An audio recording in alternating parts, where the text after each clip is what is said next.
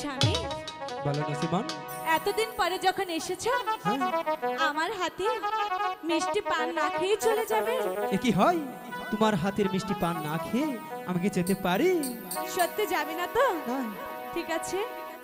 6 মাস পরে আইলো সন্তান ঘরে, 6 মাস পরে আইলো সন্তান ঘরে।